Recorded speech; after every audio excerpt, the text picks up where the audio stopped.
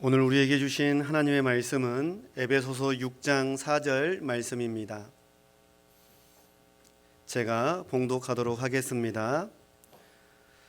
또 아비들아 너희 자녀를 노엽게 하지 말고 오직 주의 교훈과 훈계로 양육하라.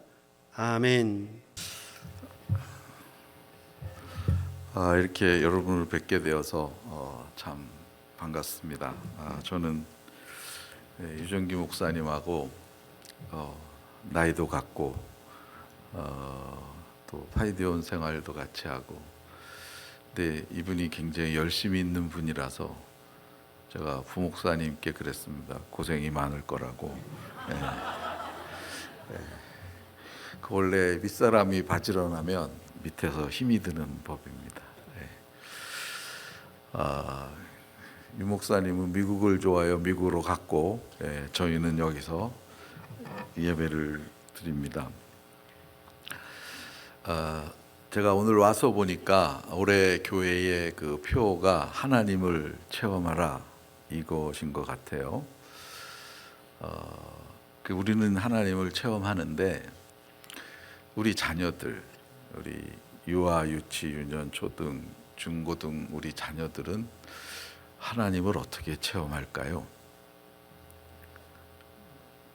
방언을 받는다, 치유의 은사를 받는다. 그럴 수도 있죠, 물론. 그러나 보편적이진 않죠. 자, 그러면 만일 우리가 우리 자녀들에게 이런 질문을 한다고 생각을 해보세요. 신앙생활이 무엇이냐라고 물으면 초등학교 4학년쯤 된 우리 자녀가 뭐라고 대답을 할까요? 이렇게 아이들은 떠올리질 못할 것입니다. 신앙생활 뭐지? 주일날 교회 가는 거요, 예배 드리는 거요, 성경 말씀대로 사는 거요, 이렇게 아이들은 대답을 할 것입니다. 그러나 실제로 아이들이 경험하는 신앙생활이라는 것이 주일날 와서 예배드리고 성경 말씀 배우는 거 외에는 딱히 없어요. 걔네가 금요기도 와서 주님 찬양합니다 이럴 수도 없는 거고. 그래서 요즘은 그 주일학교 어린이들 수련회도 벌써 4, 5, 6학년쯤 되면 기도 집회를 해요. 기도 집회를, 어떤 교회는. 그리고 옛날에는 청년들이 많이 갔던 찬양 집회에 요즘은 초등학교 아이들도 가요. 그래서 이제 찬양 단체가 하는 주중에 정기 찬양의 밤을 애들도 가기도 하고 그래요. 그런데 또 신앙이 뭐냐고 그 아이들에게 물으면 찬양 집회 가서 찬양하는 것, 이렇게 얘기할 수 있는데 틀린 것은 아닌데 정답이라고 생각되어지지는 않아요. 자, 그러면 다음 세대는 무엇인가? 제가 오늘 사실 다른 설교하고 싶었는데 유 목사님께서 다음 세대 얘기를 하라 그래가지고 어쩔 수 없이 참 원하는 거 못하고, 교회의 특징이 있다면 다양한 세대가 섞이는 것입니다. 제가 공부도 할 겸 하면서 짧지 않은 미국 생활을 보냈는데 여러 교회를 제가 가보았습니다. 어떤 교회는 별칭이 박사교회예요. 그래서 의사 아니면 박사학위를 가진 사람들이 90% 이상이에요.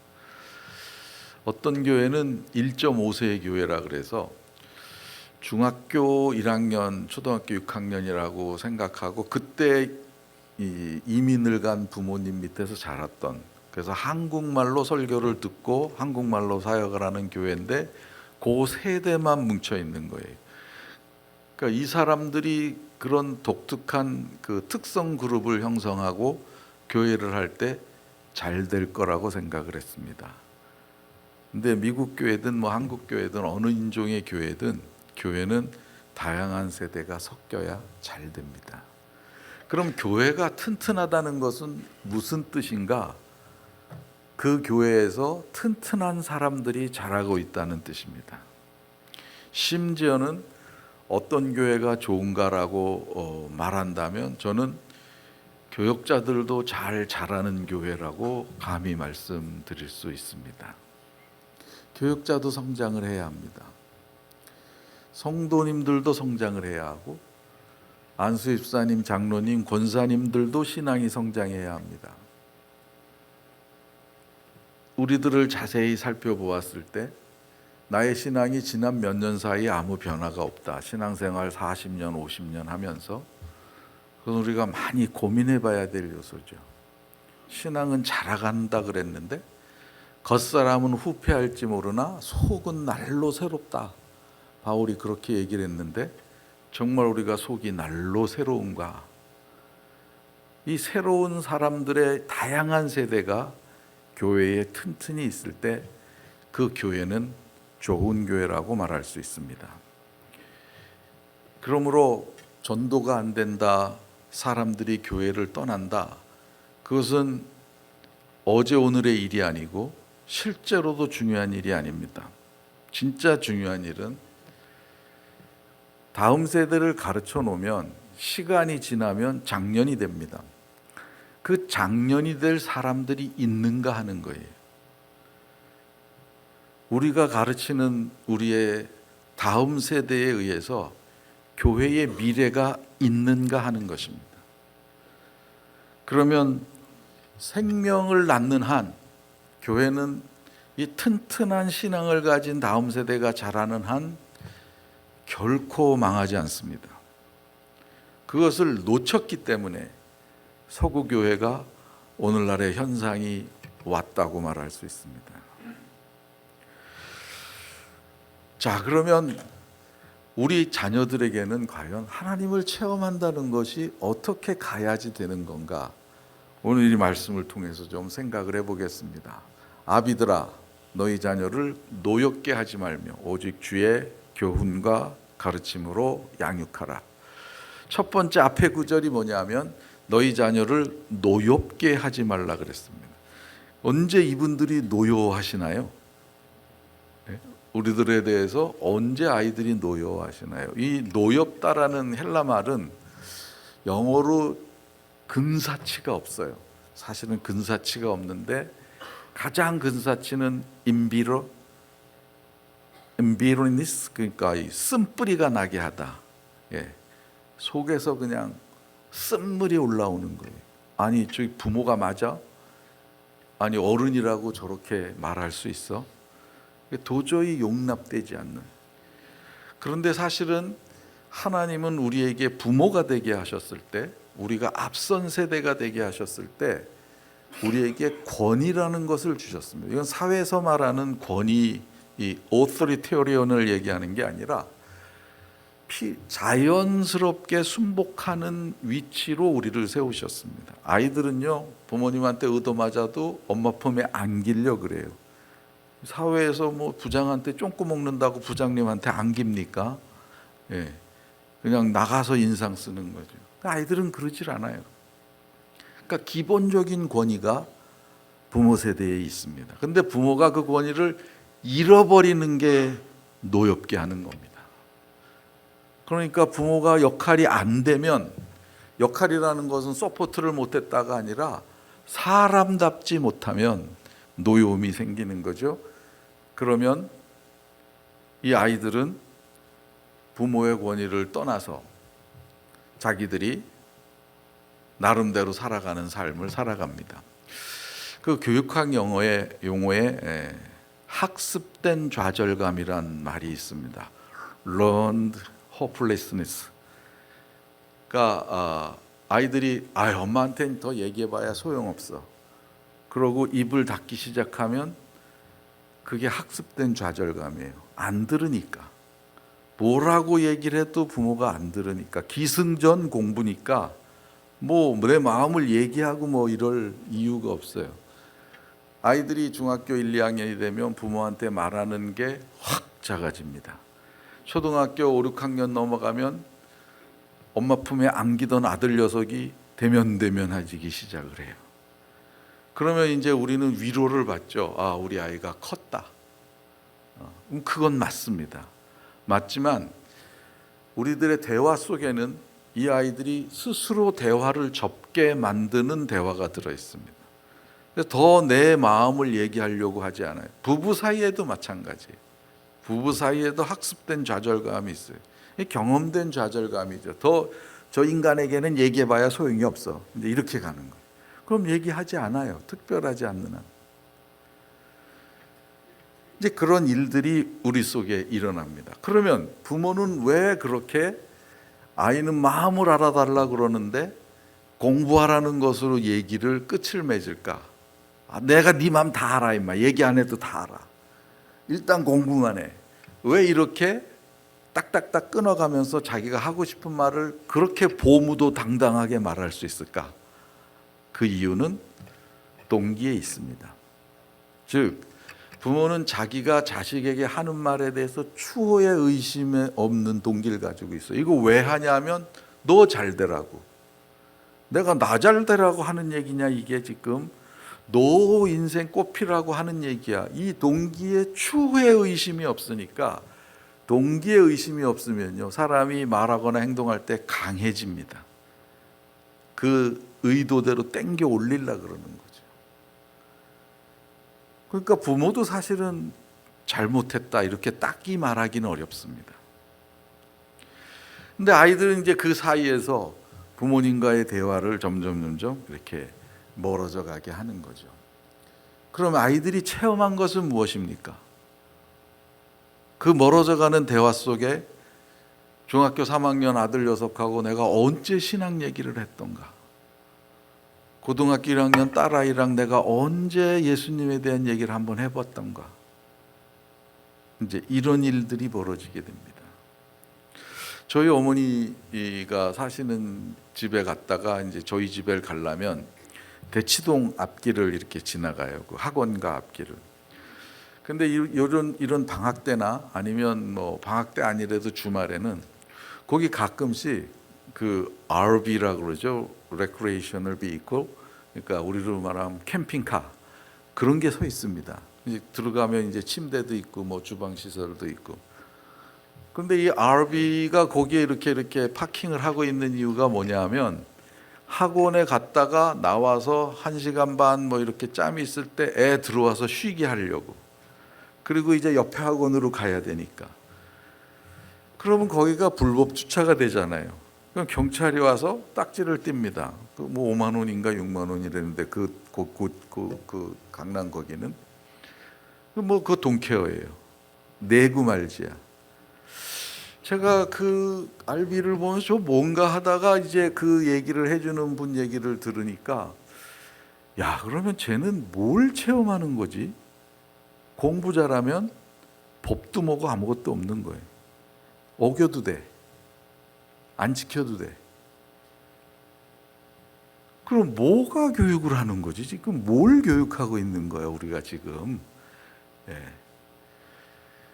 그런데 아이 속마음은 어떨까요? 뭐 부모가 그렇게 한다 그래서 하지만 이건 뭐 잘못인데 그러던 제가 한참 자고 있는데 누가 문 두드리더니 이제 딱지 띄는 거예요. 그러면 얘는 숨고 싶을 거라. 그죠? 그럼 속으로 무슨 마음이 생길까? 뭐 공부는 해야 되는 데서 하긴 하는데 갑갑하기 시작을 하는 거죠. 노여움이라는 것은 무슨 크고 위대한 일이 아닙니다. 이렇게 뭔가 안 맞기 시작하면서 납득도 되지 않고 뭐 신앙을 맨날 얘기하는데 우리 엄마는 진심인 아닌 것 같기도 하고 이런 것들을 통해서 아이들은 부모의 말을 흘리기 시작을 하는 거죠.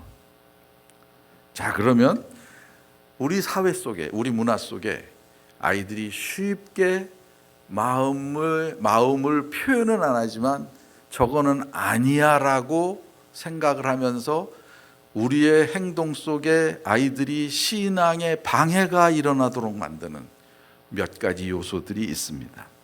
그걸 좀 생각해 보죠. 첫 번째가 뭐냐면 성공주의입니다. 공부 잘해서 잘 되는 거죠.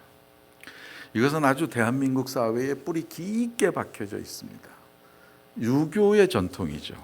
유교에 뭐 여러 가지 좋은 게 있지만 유교의 특성을 하나 얘기하는 게 있다면 입신양명, 몸을 세우고 이름을 널리 드러낸다. 출세하는 거죠. 그게 우리나라 문화 속에 들어 있습니다. 공부 잘해야 해요. 근데 아쉽게도 우리나라의 문화, 유교 문화는 성공주의라고 하는 것 속에 부작용을 하나 달고 다닙니다. 그 부작용이 뭐냐면 수치심이에요. 공부를 못하면 창피함을 느껴요. 출세를 하지 못하면 비교를 당해요.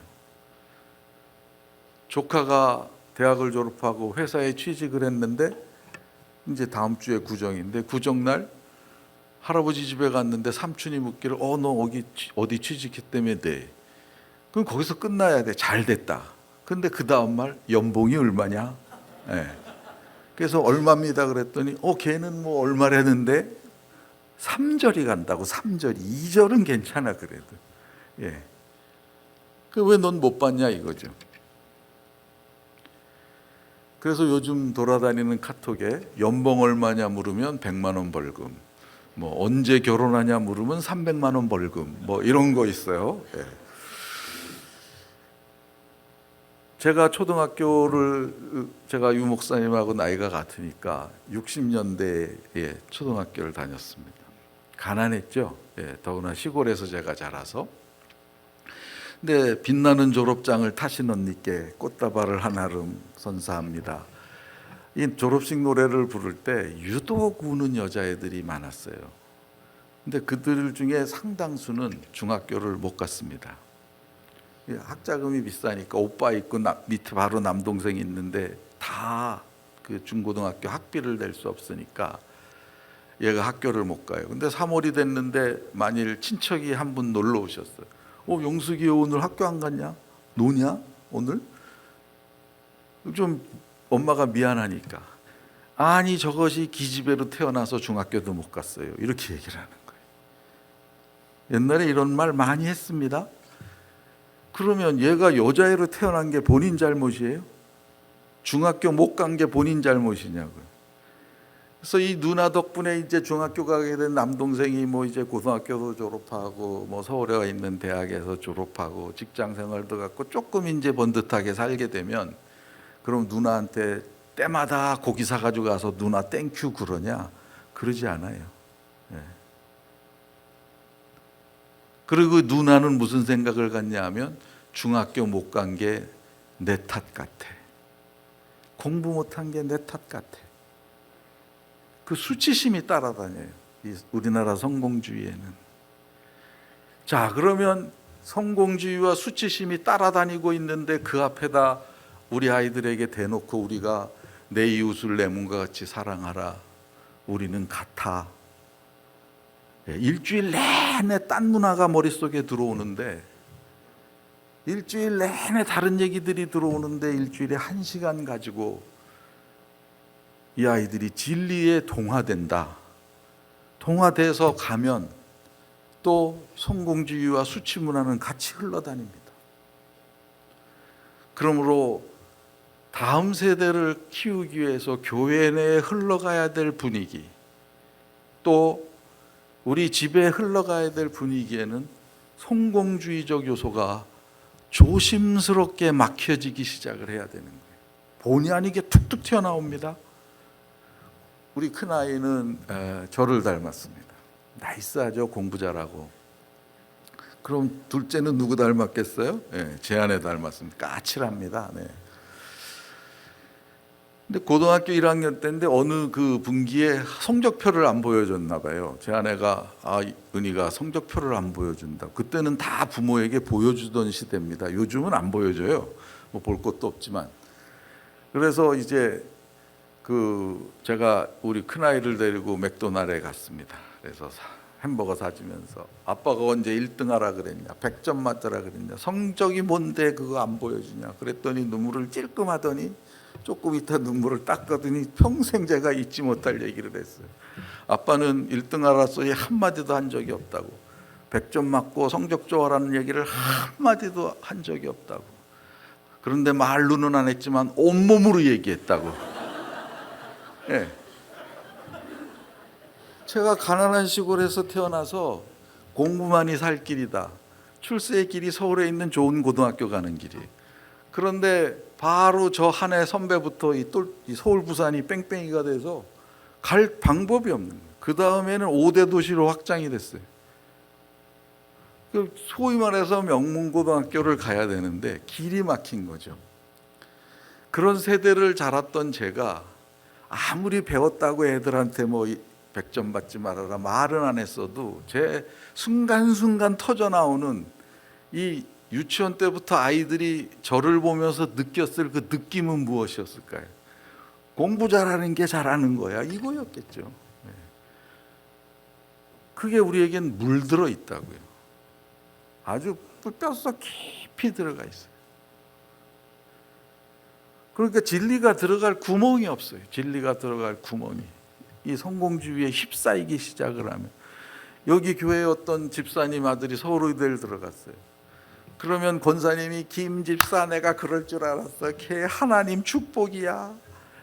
근데 고3에 옆에 걔 서울대 의대 들어간 놈 친구가 쓱 지나가다가 나는 아무 대학도 못 가고 내일부터 버거킹에 가서 알바 뛰어야 되는데 저놈이 공부 잘해서 축복이라면 나는 뭐 저주냐 그럼? 우리 대답이 뭡니까? 성경적 대답이 뭐냐고요. 아이 축복이라고 말할 수 있죠. 왜 얘기를 못해요? 그렇지만 조심해야 될 일이라는 거예요. 조심해야 될 일.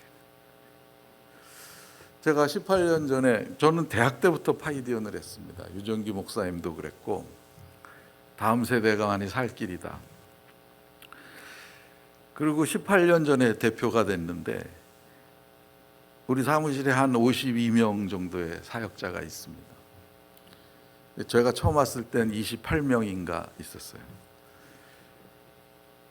제 두 번째 저의 당부가 뭐였냐면 아이들 잘 교육시키라고, 주의 지혜로 교육시키라고, 주의 교훈으로 교육시키라고. 의심이 생길 거다.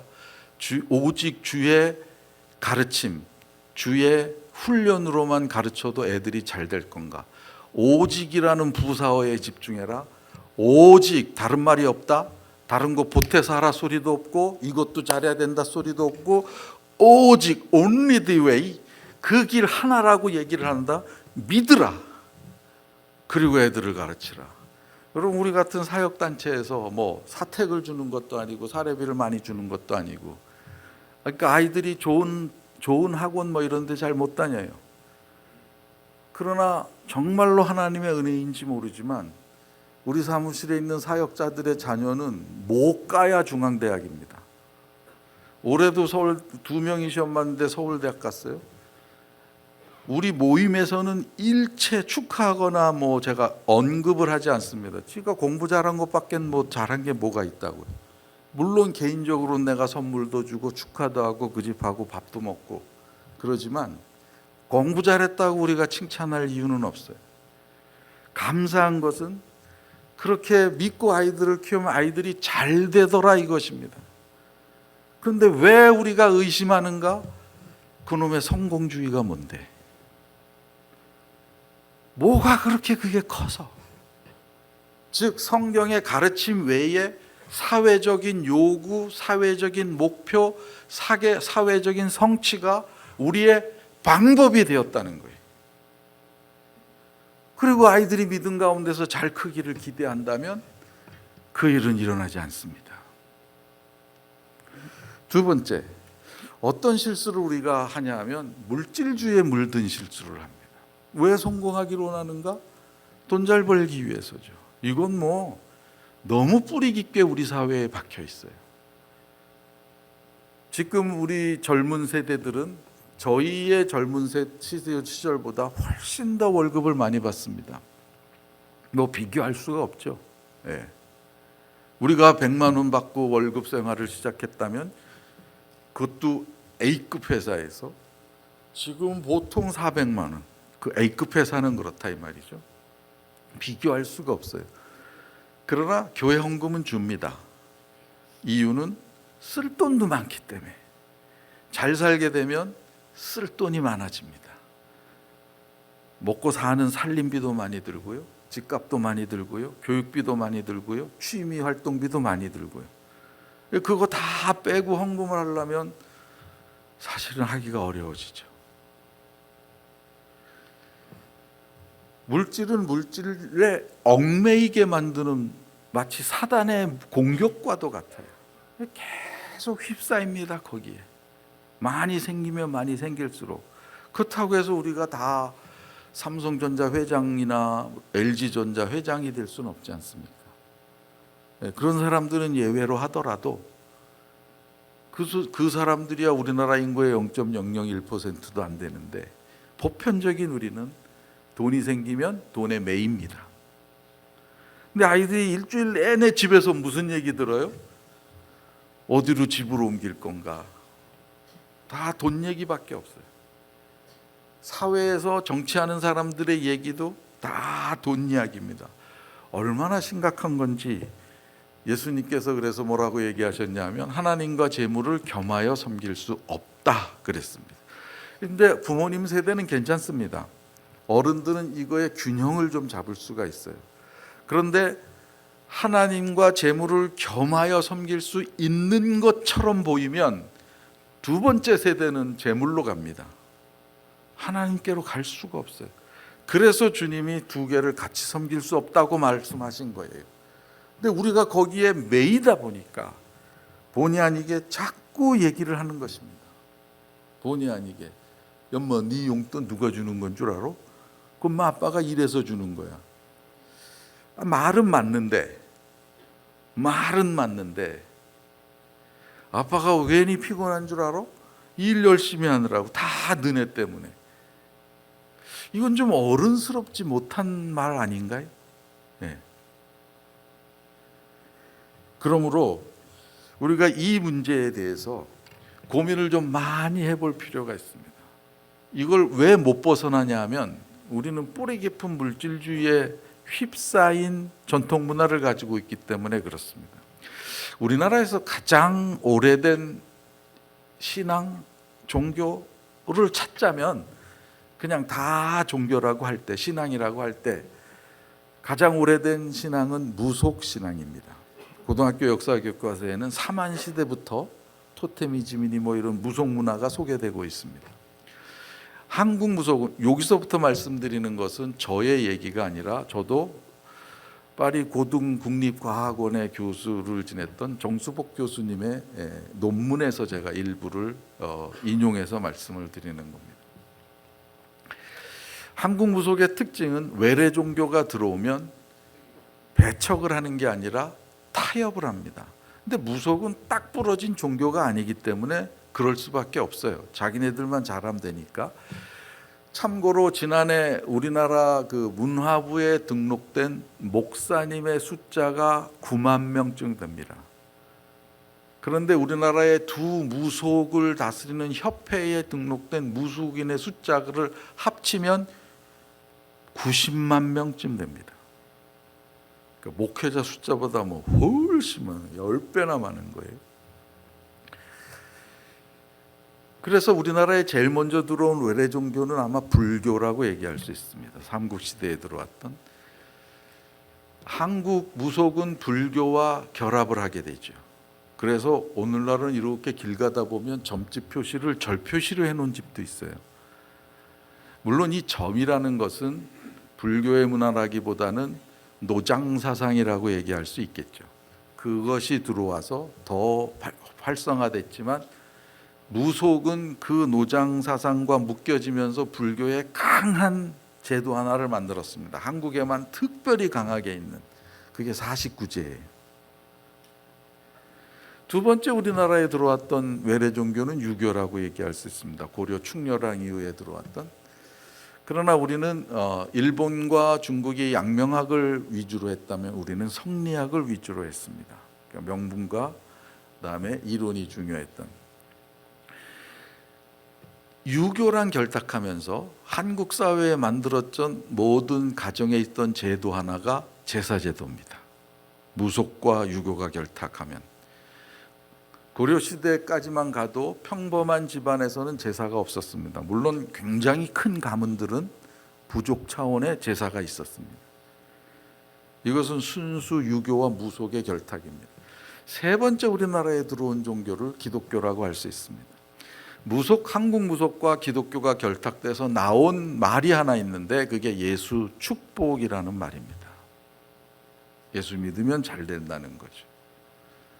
지금은 많이 희석이 됐지만, 그러므로 무속신앙이라는 것은 현세적 축복 이외에, 이걸 아주 격하게 말씀드리면 물질주의라고 얘기할 수 있습니다. 현세적 축복 이외에 아무것도 없는 게 무속입니다. 많은 강남에 있는 큰 교회 권사님들이 정초가 되면 용하다는 사람에게 가서 점을 봅니다. 뭐 대통령도 봤다니까 뭐 이루 말할 수 없죠. 나는 재미로 볼 수 있다고 생각은 합니다. 그러나 그 무속을 찾아가는 속마음이 뭐였냐 하는 게 중요한 거예요. 뭘 기대하고 찾아갔겠어요? 잘 되기를 기대하고 찾아간 거죠. 어떻게 해야 잘 되는지. 이게 그만큼 뿌리 깊게 들어와 있습니다. 이 물질주의가 팽배하게 되면은요, 희생이라는 것, 섬김이라는 것, 나눔이라는 것, 이것은 참 어려운 얘기가 됩니다. 아이들은 일주일 내내 듣는 게 돈 얘기인데, 이것도 어쨌든 돈이 있어야 돼. 그러면 돈이 신이 되기 시작을 하는 것입니다. 그 다음에 세 번째, 우리가 아이들을 쉽게 노엽게 할 수 있는 우리의 이율배반적인 태도. 하나는 성공주의를 강조하는 것, 두 번째는 물질을 강조하는 것, 세 번째가 뭐가 있냐면 포스트 모더니즘의 영향입니다. 포스트 모더니즘이란 정형화되고 관습적인 예술의 형태를 자유롭게 바꾼 무브먼트입니다. 이게 좋은 거죠.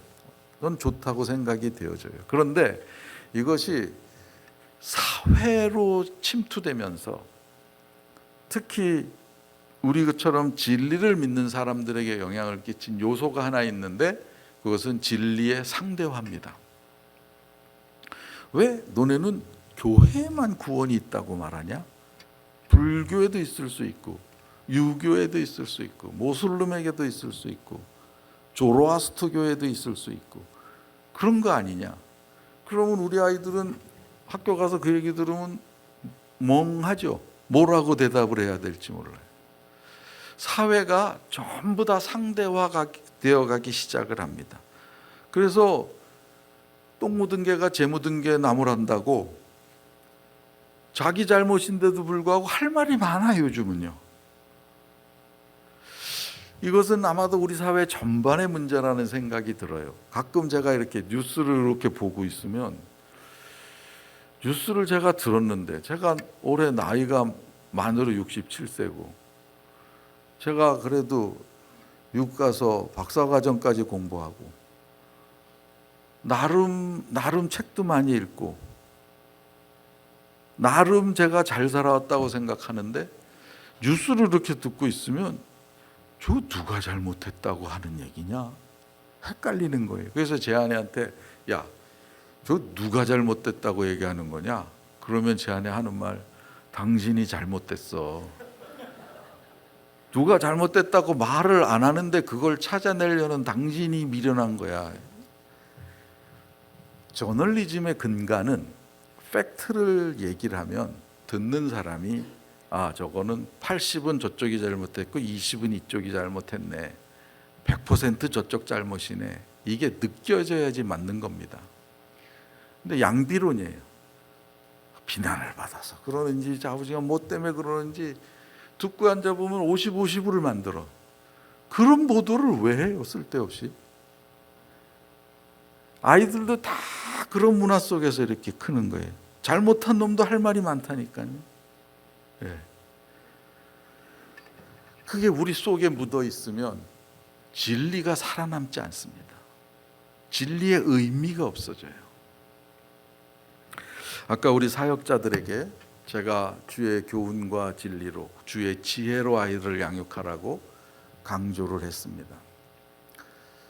저도 아이 둘을 낳고 우리 큰아이가 올해 36, 둘째가 34입니다. 이 아이들을 잘 키우고 싶었습니다. 저는 평생 교육을 할 것이었기 때문에 교육을 하는 사람이 애 못 키워놓고 뭐라 그럴 수는 없잖아요. 그래서 잘 키우고 싶었습니다. 그래서 큰 애를 낳고 애를 잘 키우고 싶어서 나름 성경을 꽤 많이 읽기도 하고 공부도 하고 연구도 하고 책도 많이 읽고. 그런데 딱 어떻게 키우라 이런 말이 별로 없어요, 성경에. 요거 오늘 우리가 한 이거, 아비들아 자녀들을 노엽게 하지 말며 옛날 말로 주의 교양과 훈계로 양육하라.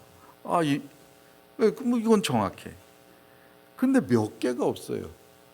그래서 저한테 딱 잡힌 게 두 가지인데, 하나는 요 바로 앞에 2절 3절에 나온, 에베소 6장 2절 3절에 나온 자녀들아 내 부모를 공경하라 그리하면 내가 땅에서 잘되고 장수하리라. 그 잘되고는 진짜 우리가 쓰는 잘되고예요. 잘 풀리는 거야. 뭐든지 잘 되는 거예요. 건강도 하고 회사에서도 잘 되고 다 잘 되는 거예요. 얼마나 구체적이에요. 또 하나는 뭐냐면 너희는 뱀처럼 지혜롭고 비둘기처럼 순결하라. 이건 굉장히 구체적인데 우리한테는 엄청 어려운 거예요. 왜냐하면 머리 좋은 놈의 최대의 약점이 뭐예요? 순전성에 의심받는 거예요. 순전한 사람의 최고의 약점이 뭐예요? 꽁수 못 부리는 거예요. 예수님은 근데 이게 쉬웠나 봐요. 그러니까 지혜롭고 순전하라. 근데 이것도 좋은 방법이에요. 그래서 저는 아이를 지혜롭게 키워야겠다. 부모를 공경하는 아이로 키워야겠다. 그렇게 결심을 했습니다. 이유는 단순합니다. 성경이 진리이고 나는 진리를 믿기 때문에. 그게 저의 답이었고, 그래서 우리 사역자들에게도 강조했습니다. 만 7살이 돼서 이제 초등학교 2학년이에요. 그럼 우리 집 아이들은 이제 큰애 먼저 2년 후에 둘째 했는데 제가 설명을 합니다. 아빠는 공부 끝나고 한국 가서 파이디온 할 건데 파이디온은 뭐 퇴직금도 없고 뭐 그렇다고 사택을 주는 것도 아니고 아빠가 은퇴하면 돈이 없을 것 같으니까 너네는 아빠가 은퇴한 다음에 엄마 아빠를 위해서 매달 200만 원씩 보조를 해야 해. 얼마나 중요한 일이냐. 너와 같은 친구들이 아빠 때문에 예수 믿게 되고 하나님 자녀 되고 하나님 나라를 위해서 나중에 선교사님도 되고 대통령도 되고. 애들이 눈물을 흘리면서 사인을 해. 우리 큰애 둘째 다 했어요. 제가 요즘 책 하나 쓰는데 그 책에 그거 샘플로 들 거예요. 그 사인 페이퍼를. 그래서 애들을 잘 키웠습니다. 대학을 졸업해서 애들이 취직을 했어요. 근데 한 7년인가 6년인가 다니더니 큰 놈이 딱 그만두고 대학원을 가더라고요. 그동안 모았던 돈 가지고. 둘째 놈도 1년 후에 회사 딱 그만두더니 돈 모은 거 가지고 대학원을 갔어요. 그래서 졸업하고는 이제 얘네가 직장을 따로따로 이렇게 이제 새 직장을 얻었습니다. 물론 이제 지위가 좀 높아졌죠. 근데 이제 우리 조카들이 7명이 있는데 얘네들이 친해요. 같이 모여 얘기도 하고 여행도 가고 뭐 하여간. 근데 아마 작년 재작년에 뭐 모였을 기회가 있었을 때 서로 이제 인생을 얘기하는 때가 되냐. 애들이 30대가 되고 제일 큰 애는 그때 39이었으니까 이게 뭐 인생을 얘기할 때가 됐잖아요. 얘기를 하는데 우리 장조카가 이제 그 얘기 끝난 다음에 한 10개월쯤 후에 우리 집에 왔을 때 얘기를 해서 우리가 아는 거예요. 그전에 모르다가. 저기 그 왜 은희랑 우리 둘째 윤희가 직장 바꿨는지 아세요? 모르지? 했더니 200만 원씩 주려면 직장을 바꿔야 되기 때문에 바꿨다는 거예요. 제 마음이 얼마나 무너져 내리는지. 그래서 작년 재작년 여름 휴가 때 애들 모아놓고 그때 우리 사위도 있었습니다. 우리 큰애가 여자애라서 아빠는 너에게 1원도 받지 않을 거야. 그거는 왜 그랬냐면 성경이 진리인데 부모를 공경하는 사람이 잘 된다 그랬으니까. 아빠는 너희가 잘 되는 사람 되게 하고 싶었을 뿐이야. 아빠가 믿는 건 성경인데 그 성경이 그랬다면 나는 믿어야지. 그래서 그랬을 뿐이야. 그래도 제가 너무 잘 키워서 그런지 얘네는 200만 원을 언제부터 주면 되나를 생각하고 있습니다. 우리 둘째 놈 작년 여름에 와서 하는 얘기.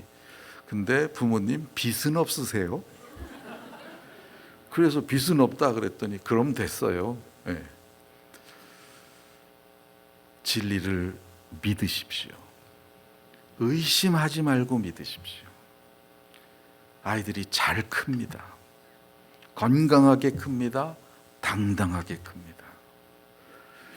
아이들은 실수도 하고 실패도 하고 욕도 하고 싸움도 하고 별짓 다 합니다. 우리 아이들이 실수할 때마다 저는 맥도날드를 데려갑니다. 왜 맥도날드를 데려가냐면 우리 아이들이 제일 어렸을 때 유치원도 가기 전에 98년인가 언젠가부터 미국 맥도날드에서 해피밀이라는 메뉴가 나왔습니다. 그 왜 왕관도 씌워서 이렇게 애들 햄버거 세트에 이 놀이가 따라 나오는 거예요. 이렇게 크라프트나 뭐 이런 것들이. 근데 그것 때문에 애들이 좋아해서 갔는데 그 다음에는 문제만 있으면 제가 맥도날드를 데려가서 얘기를 했습니다. 그래서 우리 애들은 지금 맥도날드는 가지도 않고 쳐다보지도 않습니다. 네. 맥도날드를 데려가서 얘기를 합니다. 너 그 행동하기 바로 전에 무슨 생각이 있었어? 거의 대부분 2학년 이상쯤만 되면요 나와요 답이. 아 이거 해서는 안 되는 건데라는 생각이 있었더니 엄마 돈 훔칠 때 바로 직전에 무슨 생각이 났어? 이거 안 되는데. 그런데 왜 했어?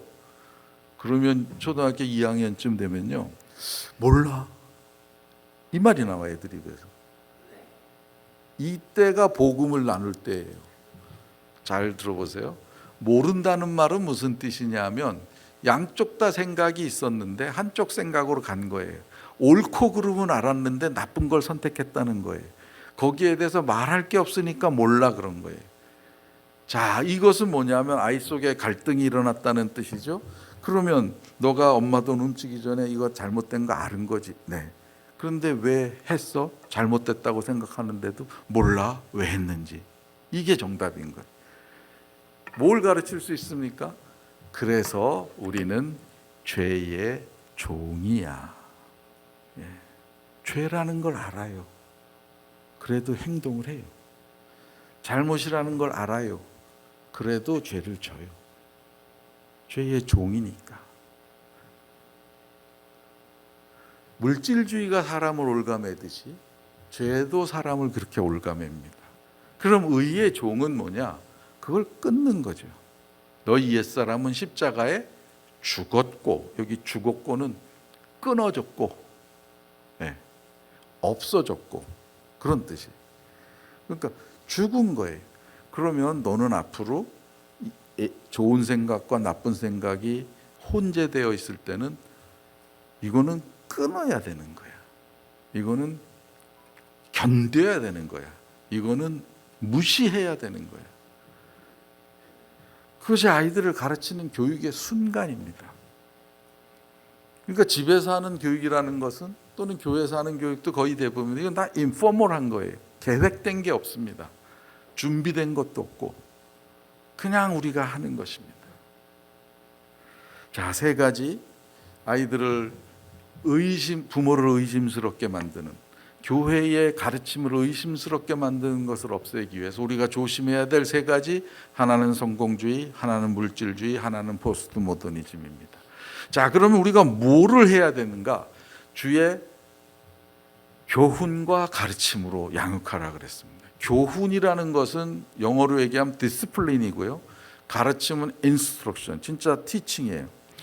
그러면 이 두 가지를 우리가 교회에서나 집에서 쉽게 할 수 있나? 못하죠. 왜냐하면 우린 준비된 사람들이 아니에요. 우리는 뭐 ABC 쫙 정리해서 애들을 가르치는 사람이 아니라고요. 그러면 우리의 가르침은 어떻게 일어나는가? 보여줌으로 일어납니다. 하나님을 애들이 어떻게 체험하는가? 부모를 보면서 체험합니다. 그러면 우리가 무슨 성인입니까? 그렇지 않아요. 제가 목회할 때도 있었는데 밤 10시 넘어 우리 집에 전화 오면 무슨 전화겠어요? 나쁜 전화예요. 누가 돌아가시기 직전이나 뭐 아들이 사고 쳐서 서초경찰서 가 있거나 뭐 이런 거예요. 그럼 제가 서초경찰서 경목도 했기 때문에 옛날에 쫓아가서 얘기하면 뭐 이제 부모님들도 만나고 뭐 이렇게 되는데 저도 아플 때가 있어요. 저도. 그러면 전화 오면 이거 교구 목사도 있는데 왜 나한테 전화해가지고 좌우지간. 그래서 이제 나가는 일을 이렇게 민기적거리면 우리 큰애는 절 닮았으니까 나이스 하잖아요. 아빠한테 와서 아빠 힘드시겠어요 이러고 가요. 근데 둘째 놈은 저한테 와서 이렇게 위아래를 훑어봐요. 이걸 요즘 용어로 꼬나본다 그래. 예. 예? 위아래를 이렇게 꼬나보고 한마디 툭 하고 가. 아빠 목사 맞아? 뭐냐 하면 목사는 빨리 가야지. 지금 성도님이 시키 힘들대는데 뭐 하고 앉아 있는 거야. 그러니까 걔 눈에도 목사는 저처럼 하면 안 되는 거예요. 그러니까 얘네가 아직 예수 믿는 것은 하나님이 살아계신 증거야. 예, 저보고는 뭐 신앙을 가질 수가 없는 거죠. 그러니까 아이들은 본대로 큽니다. 본대로. 자, 그러면 다시 반추해 보십시다. 지난 일주일 동안 우리가 집에서 아이들에게 신앙에 대해서 무엇을 보여주었을까? 가르치는 것이 아니라 뭘 보여주었을까? 우린 준비가 안 됐는데. 그러면 우리가 신앙에 거룩한 사람이 되어야 되냐? No. 다 베드로가 돼야 되고 바울이 돼야 되냐? 아닙니다. 애들은 그런 부모라면 거기서 또 다 포기해. 부모님은 잘 가세요. 우린 우리 길로 갈 테니까. 어떤 부모를 원하는가? 신앙 때문에 갈등하는 선배를 원하는 거예요. 야, 아들아, 중학교 2학년 아들에게 아빠가 사무실 일을 옛날 얘기입니다. 요즘은 이런 거 많이 없어요. 사무실 일 잘 되기 위해서 종회사 영업사원에게 선물을 줘야 되는 거냐, 안 해야 되는 거냐, 그런 얘기를 하면 됩니다. 근데 절대로 부모님들은 이런 얘기 안 하죠. 예. 어느 좋은 회사를 요즘 SK 하이닉스가 월급이 1,000만 원이면 보너스가 얼마야? 1억 5천? 예, 그렇게 준다 그랬는데 연말에 큰 회사들은 보너스를 좀 많이 주잖아요. 딱 보너스를 줬는데 이 인간이 웬일로 나한테 딱 주면서 당신 쓰고 싶은 대로 써. 다 줬어요. 딱 보니까 평소에 흠모하던 모피값이야. 좋아했는데 중학교 1학년 딸이 지나가면서 하는 말, 엄마 11조 안 낼 거야? 딱 11조가 돈이 모자라는 거예요. 그러면은 이제 엄마는 무슨 얘기를 해야 되냐면 딸하고 그 얘기를 하셔야죠. 모피 사고 싶은데 11조 내면 택도 없다. 야, 어떻게 해야 되냐? 신앙을 보이는 건 갈등을 보이는 것입니다. 그 다음 두 번째, 선택을 보이는 것입니다. 신앙은 절대로 쉽지 않습니다. 믿음대로 산다는 것은 특히 이방 문화 속에서 하나님의 백성으로 부르심을 받아서 나온 우리들에게는 이 대한민국 사회에서 믿음을 가지고 사는 일은 절대로 쉬운 일이 아닙니다. 그런데 왜 예수 믿으면 쉽게 될 거라고 말씀하시냐고요. 왜 예수 믿으면 마치 모든 것이 만병통치인 것처럼 얘기를 하시냐고요. 맷집을 키워줘야 되는데, 부딪혀서 이길 힘을 넣어줘야 되는데 그런 얘기는 일체 하질 않고 있는 거예요. 베드로 사도가 믿음에 대해서 세 가지를 얘기했죠. 아비의 믿음, 청년의 믿음, 어린아이의 믿음. 우리 대부분 청년의 믿음입니다. 청년의 믿음의 특징이 뭐냐면 악한 자와 싸워 이겼으며, 우리의 모든 믿음 생활은 싸워 이기는 게 믿음 생활입니다. 그러므로 갈등을 보이셔야 돼요. 갈등을. 그 속에서 어렵게 아빠가 얼마나 힘들어하며 그걸 선택했는지, 그래야 애들이 믿음이 크는 것입니다. 그 작업 없이 그냥 마치 예수 믿으면 복 받는 것처럼, 예수 믿으면 간암 안 걸리나요? 교통사고 안 나나요? 제 사랑하는 여동생 작년 재작년에 뇌출혈이 팍 왔는데 집에서 쓰러졌는데 전화기는 저 선반 위에 놔뒀고 일어날 수도 없고 5시간 반이 흘렀습니다. 이쪽 왼쪽은 완전히 마비예요. 권사님, 존경받는 교회의 권사님, 그분에게 왜 그런 일이 일어납니까? 하나님은 눈을 돌리셨나요? 그렇지 않습니다. 여러분이 이제 자녀를 다 키우신 분들도 여기 계십니다. 이놈이 신앙생활 잘했으면 좋겠는데 결혼을 잘못해서 뭐 교회를 안 나간다 그렇게 얘기하는 분도 계세요. 어쨌든 교회를 잘 안 다닙니다. 기도하시고 세 가지. 우리가 아이들을 키울 때 어떻게 키우냐 하면 첫 번째는 애착 단계입니다. 갓난아이일수록 잠에서 깨서 엄마가 없으면 울어요. 왜 웁니까? 두려워서 울어요. 그러니까 개인의 정체성이 아직 없는 거예요. 부모가 같이 안고 있어야 하나가 되는 거예요. 그러니까 이런 애착 관계가 형성이 되어야 자기 정체성이 분명해지는 거예요.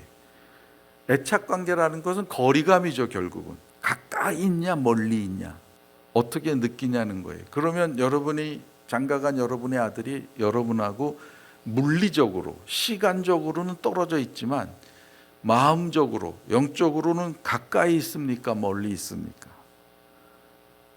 떠난 아이를 돌아오게 하시기 위해서는 이걸 늘 좁혀가기 시작을 하셔야 돼요. 두 번째, 사랑 단계라는 게 있습니다.